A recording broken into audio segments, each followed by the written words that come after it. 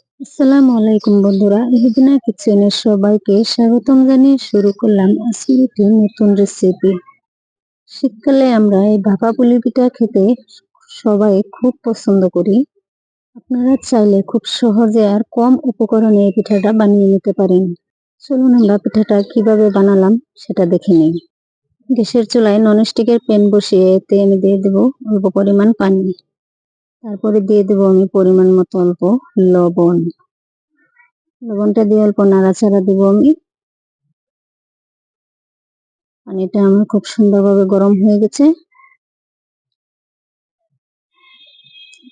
দেখুন পানিটা খুব সুন্দরভাবে ফুটে উঠেছে। এখন আমি দিয়ে দেবো এখানে চালের গুঁড়া। আমি এখানে শুকনো চালের গুঁড়াটা ব্যবহার করব। অল্প নাড়াচাড়া দিয়ে নিব।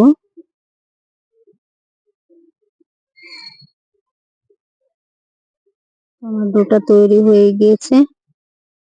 এটাকে আমি এখন একটা পাত্রের মাঝে নামিয়ে নিব।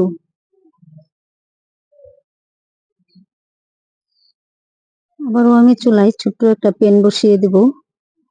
এর মধ্যে দিয়ে দেব আমি আখের গুড়। তো গুড়টার অল্প নাড়াচাড়া দিয়ে নিব আমি।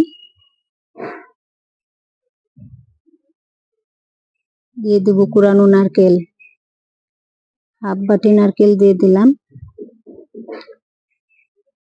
তো আবার অনবরত আমি নাড়াচাড়া দিয়ে এটাকে মিশিয়ে নিব।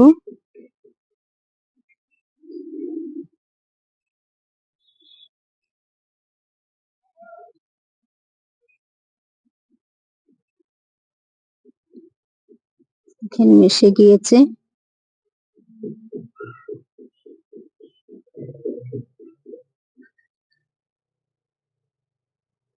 আপনারা চাইলে পুরটা বেলেগ ধরনের বানাতে পারেন। এখন আমি দিয়ে দেব পরিমাণ মতো লবণ। আবার অল্প আমি নাড়াচাড়া দিয়ে এটাকে মিশিয়ে দেব। এখন দিয়ে দেব আমি পরিমাণ মতো সাদা তেল। আপনারা চাইলে কালো তেলও দিতে পারেন। আবারও আমি নাড়াচাড়া দিয়ে এটাকে মিশিয়ে নিব। এখন আমার পুরটা পুরোপুরি রেডি হয়ে গিয়েছে। এখন আমি ডোটা দেখেন কত সুন্দর হয়েছে, সফট হয়েছে। এখন আমি অল্প পরিমাণ নিয়ে এখান থেকে একটা রুটি বেলে নেব। রুটিটা আপনারা বেশি মোটাও করবেন না, বেশি পাতলাও করবেন না, মিডিয়াম সাইজ রেখে দিবেন।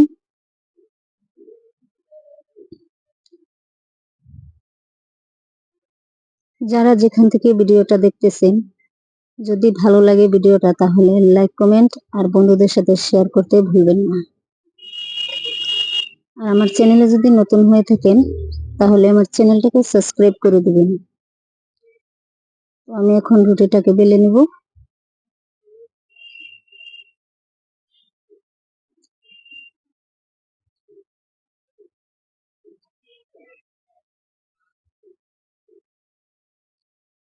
আপনারা একদম মিডিয়াম সাইজ করে রুটিটাকে বেলে নেবেন, একদম পাতলা করবেন না। তো আমার রুটিটা বেলা হয়ে গিয়েছে। এখন আমি একটা বাটির সাহায্যে এটাকে গোল গোল করে কেটে নেব, তো পিঠাটা বানানো সুবিধা হওয়ার জন্য। আপনারা চাইলে বেলেগ ভাবেও কাটতে পারেন। এই অংশটা আমি বাদ দিয়ে দিব। এখন আমি এটার মাঝ বরাবর আমি পুরটা যে তৈরি করেছিলাম সেই পুরটা দিয়ে দিব। এটাকে দুই হাতে ধরে মুখটা আমি এভাবে চেপে চেপে মুখটা বন্ধ করে দিব।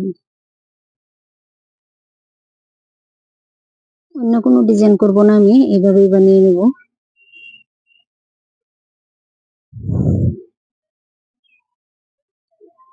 তো আবারও আমি এই পিঠাটা বানিয়ে দেখাবো আপনাদেরকে।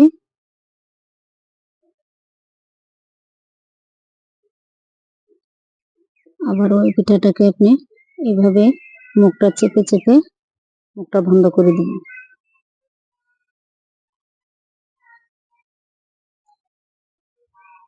আমার 2টা পিঠা রেডি হয়ে গেছে। আবারও আরেকটা রুটি আমি বেলে নেব।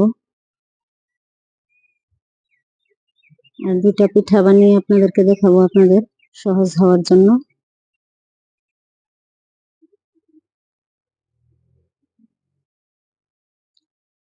আবারও আমি বাটির সাহায্যে কেটে নেব।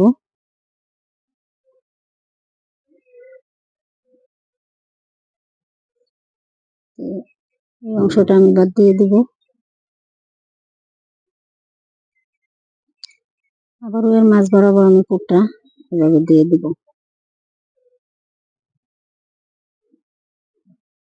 আপনারা চাইলে এই পুলি পিঠাটা আপনারা বেলেগভাবে বানাতে পারেন।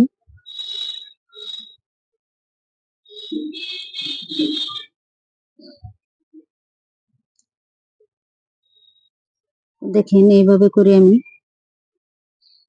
সবগুলোই পিঠা বানিয়ে নিব। এখন 4টা পিঠা বানিয়ে আপনাদেরকে আমি দেখালাম। এইভাবে আমি সবগুলো পিঠা এখন বানিয়ে নিয়েছি।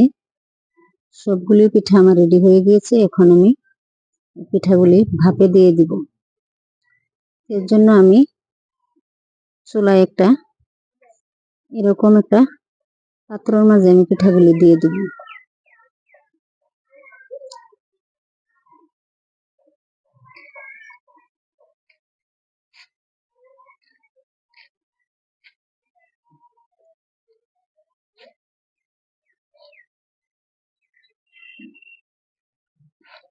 তো সবগুলো পিঠা দিয়ে আমি একটা ঢাকনার সাহায্যে এটাকে ঢেকে দেব।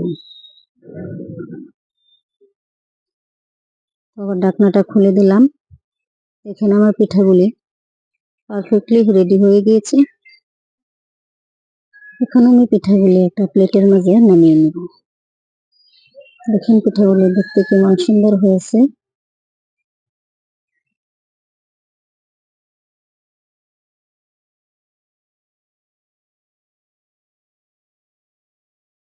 আজকের ভিডিওটা এখানেই শেষ করলাম। আবারও দেখা হবে নতুন আরেকটা ভিডিওতে। সবাই ভালো থাকুন, সুস্থ থাকুন। আল্লাহ হাফেজ।